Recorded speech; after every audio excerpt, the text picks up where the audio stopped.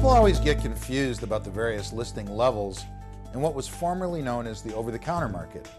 In the 70s, the over-the-counter market evolved up into the NASDAQ Electronic Exchange.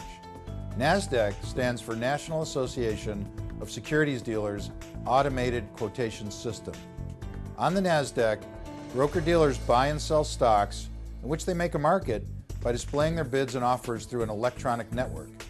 This differs from a listed exchange such as the New York or American exchanges. For listed securities, one specialist controls the price and sets it based on order flow. There are 4 levels of electronically traded NASDAQ stocks. NASDAQ National Market, which is the very big cap stocks like Intel, Microsoft, Dell, and Apple. Then there is the NASDAQ Small Cap, which includes a lot of smaller names. Both the NASDAQ National Market and the NASDAQ Small Cap are considered institutional quality. The OTC Bulletin Board is the home for most of the OTC Journal ideas and lots of risk-oriented individual investors.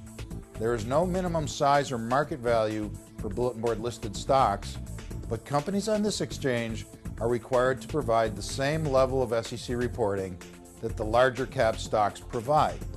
This includes quarterly and annual financial statements, reports of significant changes, and reporting on large position ownership. Some of the better ideas put forth by the OTC Journal will eventually graduate from the Bulletin Board to either the NASDAQ Small Cap or the American Stock Exchange.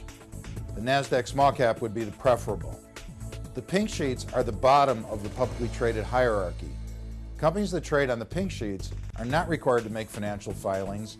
They are allowed to become non-reporting companies. You will never find the OTC Journal covering a pink sheet stock, and I suggest you avoid them. This is not because they are bad companies, it's simply because they are not required to report their financial condition. Good, bad, or indifferent, I want to know the status of the company I am investing in. Yahoo Finance provides the easiest way to differentiate the exchanges. The bulletin board symbols have a .ob at the end, and pink sheet stocks have a .pk at the end. Other quote sites have their way of differentiating as well.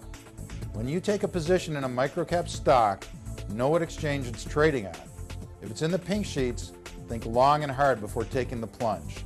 There can be a lot of negatives going on behind the scenes you can't find out about. They are not required to disclose.